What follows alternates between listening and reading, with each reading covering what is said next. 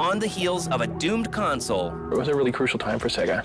the dream was born. And they really wanted to get back into the race, so they put out the Dreamcast. It survived an executive shakeup So we had parting other ways, and I left the company. and saved a company. Retailers started calling us in week 2 and 3 saying, we're out of stock, we're out of stock, we have to have more hardware. People are banging down our doors. But the dream was short-lived. And then it just stopped. I mean, it was just silent. Dreamcasts sat on store shelves. This is the story of the Sega Dreamcast. Here is a system that was ahead of its time.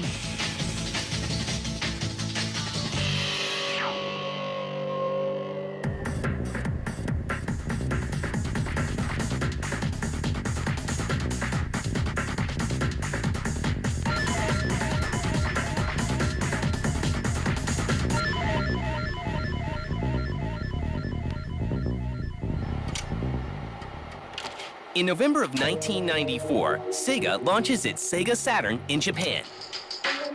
At the time of conception, it was going to be basically just a really souped-up 2D machine with a little bit of hardware devoted to 3D. And once PlayStation announced their specs and it was going to be this full 3D machine, I think they went in there and kind of retooled it in a hurry, and it probably wasn't as efficient or as powerful as it probably should have been. Ha ha! So you made it this far, huh? It actually went quite well in Japan, and Saturn had a long lifespan in Japan. Thanks to strong arcade ports like Sega's Virtua Fighter series, the Saturn sells 5.8 million units in 3 years. In Japan, Virtua Fighter is a phenomenon beyond anything we could even compare it to in the United States. I mean, nothing compares to how big it is there. And the idea of bringing that home and being able to play was a very bold, intelligent move on their part. In Japan at this point, the arcades were still hot. Arcades have been dead for 10 years here in America, but in Japan, having an arcade hit meant something. So Saturn had an arcade hit. The Saturn does not catch on outside of Japan and is quickly eclipsed by Sony's PlayStation. The Saturn launched before PlayStation, I believe in the summer of 1995, which was the wrong time to launch. Also at a very expensive price point. I believe it launched at $399 versus $299 and did not have very good games. Were not that fun to play. And as we all know, if you want to play a game, you want to have fun. They were looking to be like this kind of hardcore gamers machine with these ports of the arcade games, where the Sony came in with a completely different approach. You know, they wanted this to be a games machine for everybody, and they kind of really shifted the perception of everybody, of the consumers, towards what a game machine is. I think for the people who purchased Saturn, they were quite satisfied with the games that they got. There were some wonderful gameplay experiences available on the Saturn that weren't available elsewhere, so it was a purchase that ended up being of value to consumers. If people were purchasing Saturn because they felt like they could get 10 years worth of gameplay out of it with sufficient gameplay innovation over that period of time, I would say those people were probably disappointed. The Sega Saturn was very successful with the hardcore gamer crowd, and with the broader range of crowd, it wasn't quite as popular, but it was still a major name. Sega was in a really, really tough position in that they had extended themselves, they had overextended themselves. There was a time prior to Dreamcast, just prior to Dreamcast really, as Saturn was coming out, where Sega had the Saturn. In parts of the world, they were still selling the Master System. They had Pico, they had 32X, they had Genesis, they had Game Gear, they had Nomad. So that's 7 systems concurrently. They had really gotten themselves into a rut. They had completely botched the Saturn launch in North America. I believe if we look at Saturn, it was a system that shouldn't have been launched. It was too difficult to develop for, therefore the games were not fun and the games weren't there. This is not about hardware. This is about software. Software has always driven hardware. If you don't have the software, the hardware will fail. Saturn's failure causes Sega to lose $267.9 million and lay off 30% of its workforce. There was all of a sudden a couple of years where they didn't have any kind of a console at all. And since Sega was very much a hardware-specific company, that was a very big problem. Sega's solution is to begin work on a brand new console, and this time, the Japanese gaming giant is determined to learn from its past mistakes. Well, we really had to reestablish ourselves as a company with all the retailers and gain the consumer confidence back because of the failures that Sega had. Sega hopes to win back the consumer confidence it had lost and prepares a surprise announcement for E3 in 1998. Then they had a few closed-door meetings. You had to sign your life away on this NDA. You, at pain of death, you could not tell people what you saw for months. By the second or third day of the show, I'd forgotten all about those little NDA thingies, those non-disclosure agreements that I had signed. I needed to write something for MSNBC about what I had seen at the show, and so I wrote all about this great demonstration I had of Dreamcast behind closed doors. And then I woke up at 6 in the morning and realized what I had done and called MSNBC and said, "No, turn it off, turn it off, turn it off, please."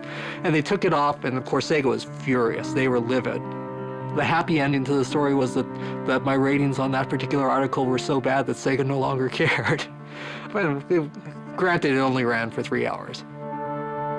Codenamed the Katana. This new system would later be known as the Dreamcast. I was completely excited at the prospect of a next generation platform from Sega because it was clear that we had struggled with Saturn. The Sega Saturn was a miserable failure for Sega, and they really wanted to get back into the race. So they put out the Dreamcast way before any of these next generation systems came out. But would gamers trust Sega after all of their past failures? Definitely what Sega was trying to incorporate into the Dreamcast, what they learned from the Saturn, was a broader audience. They were trying to make it a gamer machine for everybody. I mean, they were really trying to shift gears there. It was a really crucial time for Sega. But it was also clear that the company had every intent of rejoining the battle, and we were all ready to rejoin the battle.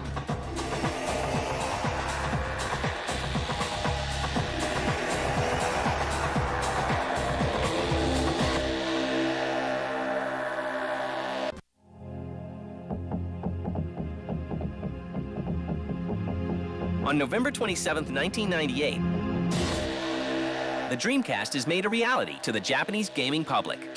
One of the key events for all game consoles is the Japanese launch. Japanese launches up to this point were something big. I mean, really big. The Japanese government requested companies to not launch their game systems during weekdays because it cut down on national productivity. Trains would be slowed down as they'd go by Akihabara, which is the electric town in Tokyo. Japanese people loved good graphics. At that time, Dreamcast was very great graphics, so everyone was excited about it. But the launch is not without its problems. Due to manufacturing glitches, Sega fails to meet shipping goals for the console. So with Dreamcast, they missed their first window of opportunity because NEC was making their graphics chip, and there weren't enough available for a full launch. So a lot of people left stores empty-handed. The image of the time of the Sega Dreamcast, I think, with the Japanese public looks like maybe Sega's turning over a new leaf. It's it was a new feeling for Sega, I think, and they really had a successful job of arousing interest in the public and showing that they were maybe ready to start something really strong here. It was Sega's next big console after the Sega Saturn. The Sega Saturn was a miserable failure for Sega, and they really wanted to get back into the race. So they put out the Dreamcast way before any of these next generation systems came out. With the US launch still more than a year away, Sega president Bernie Stolar takes note of the mistakes made by his Japanese partners. And I was interested in rebuilding Sega, re-establishing the strength that it once had, both in software and hardware, and rebuild a team that became a world-class team to help drive an organization. And that's what I wanted to do, and I believe that the team did that. It's not about one individual, it's about a team.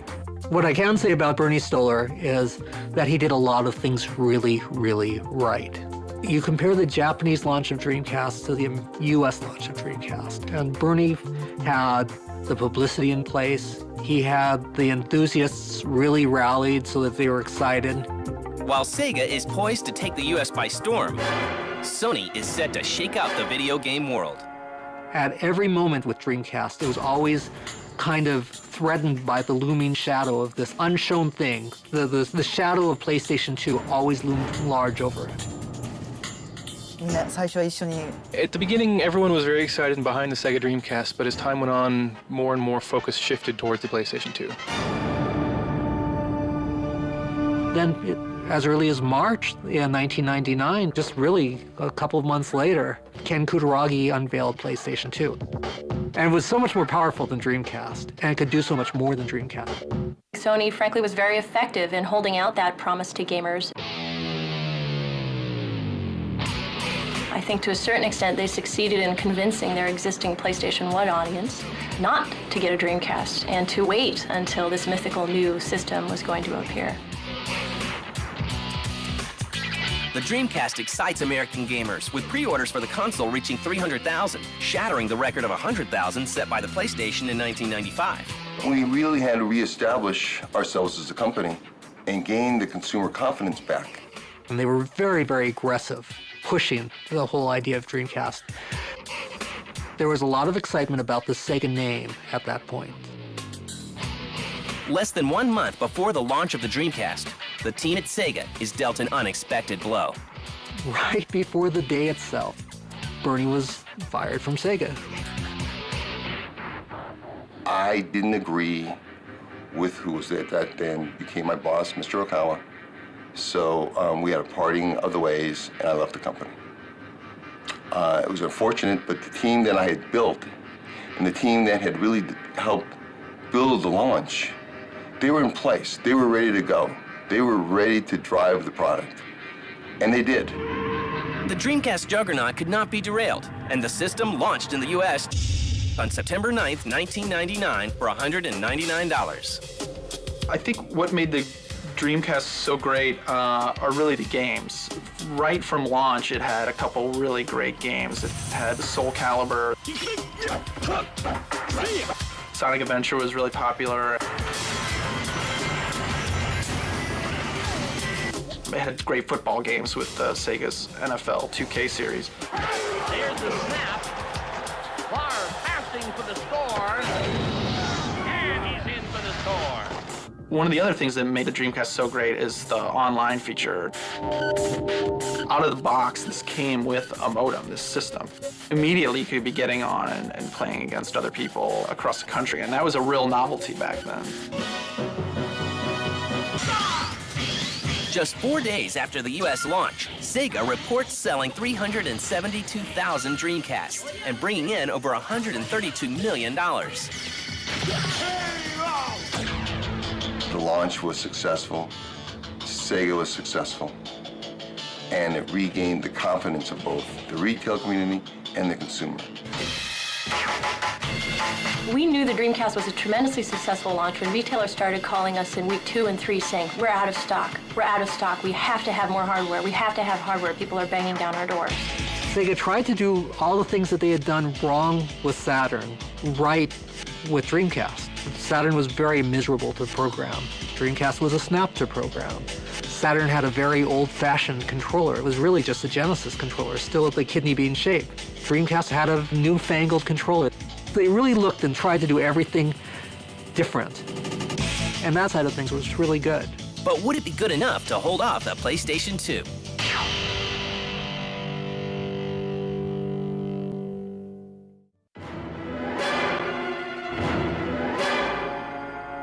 On October 26th of 2000, the heavily hyped PlayStation 2 is unleashed on the masses. For the first year of PlayStation 2, the biggest hit on PlayStation 2 was Matrix. People were watching the movie. They weren't playing the game. PlayStation 2 sparked the DVD market in Japan. DVD hadn't caught on in Japan. And before PlayStation 2, you'd walk through Akihabara and there'd be game stores every place. After PlayStation 2, you'd walk through Akihabara and you'd see DVD stores. And if you walked into these DVD stores, they were demonstrating movies using PlayStation 2. The Dreamcast would have been a bigger player, in my opinion, had it had a DVD player installed from the get-go. Sega looked over its shoulder and they realized they had lost Japan. There was no resurrecting Japan. They might have been able to hold Japan if they'd had a DVD player in there. Because, you know, in the early days for PlayStation 2, PlayStation 2 was the cheapest DVD player in Japan. And if they had had that distinction, they might have been able to hold on. PlayStation 2 sales hit $165 million in its first 3 days, and the Dreamcast suffers. I mean, it was just silent. Dreamcast sat on store shelves. No games did that well again. Even good games just kind of sat there and people took them, but it was just somebody turned off the light. It was a big hit with gamers, but unfortunately it wasn't really, commercially viable. It came at a sort of awkward time and right before the release of the PlayStation 2. So unfortunately it didn't sort of build the fan base that it could have. Sega, you've got to understand, is hemorrhaging money as a company. They realized that if they could sell 4 to 5 million units worldwide, that they could still have a profitable market. They could last a little longer. Sega catches a break in December of 2000 when Sony can only ship half as many PS2s as it planned for the holiday season. We had a crew of people who were very into being the underdog. I'll allow you to die like a warrior. Oddly enough, becoming the underdog almost galvanized us further. Really brought us together as a team because we knew exactly what we had to do. And they thought, we drop our price, we come out aggressive with all kinds of things, including you could have a free Dreamcast. And it wasn't enough. They pushed. And at the end of Christmas, they hadn't made headway. What are you saying? Rumors started coming out that Sega was no longer manufacturing Dreamcast. No! And I remember interviewing Charlie Belfield. I said, the rumor is that you're going to discontinue. And he said, no, that's not true. And I said, are you manufacturing them now? And he said, no. And I said, how much inventory do you have? And it turned out that there was more inventory in the channel and in their warehouses than there was sold. And I said, okay, that doesn't look good.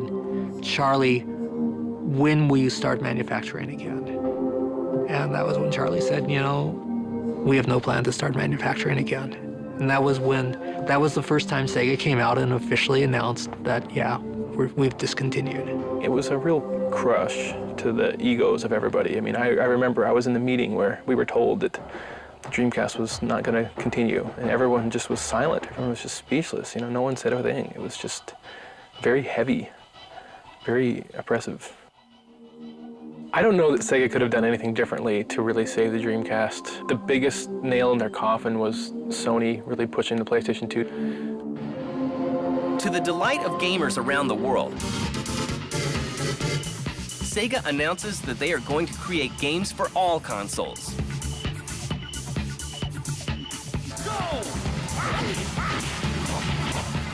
I think it was a time where Sega really had to address itself and say, are we going to now just be a software company?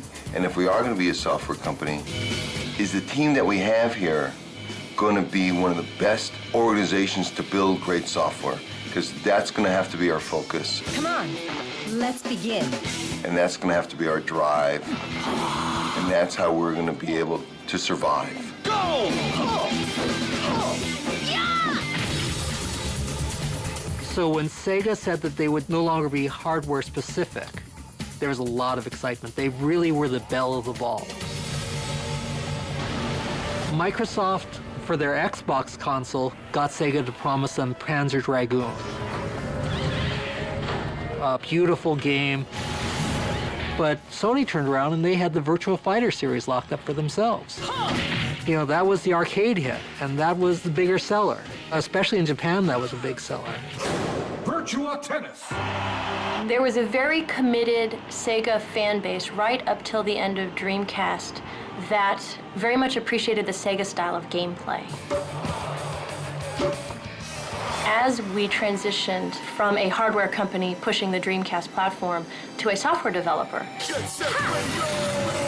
we were able to successfully convert the Sega fan base to other hardware platforms via our games. We were able to explain to gamers, yeah, you can still have your jet grind radio, but it's just going to happen on these other platforms, but we promise you it'll be the same exact wonderful gameplay experience. And Sega gamers came along with us. But the Dreamcast will live on in gamers' hearts and memories. If you picked up a Dreamcast, you were holding something that felt like a gamer's machine. It felt like it was made for games. Without a doubt, the Dreamcast showed the world that online gaming was possible and fun and interesting on console. So there's no question with respect to online gameplay, Dreamcast will be remembered forever. Dreamcast was something special, mostly because, you know, it came from Sega. So the games that really were released with it, especially at the beginning, were some of the best games of the last generation, or even this one. I've been in this industry a long time. I've seen a lot of hardware companies come and go.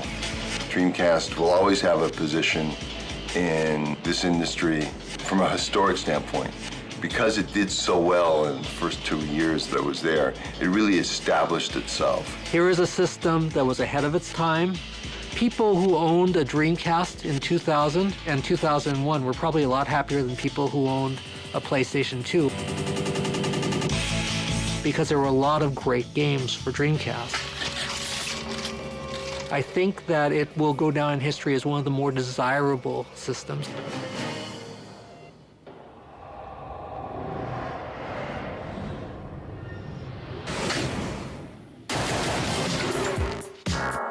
It all started with Easter eggs. Before you know it, I couldn't get enough of God mode. When I don't punch him in, I get a little weak. I thought you were supposed to go backwards in Pitfall. I can't even make it through 2 levels without infinite ammo. I can't remember a time when I didn't use codes. They made up the codes. I just used them. No one's gonna find out. Get the latest cheat codes and walk-through strategies for Grand Theft Auto San Andreas. Right, the homie, to see if you got what it takes. Cheat season premiere, January 18th at 10 Eastern, 7 Pacific.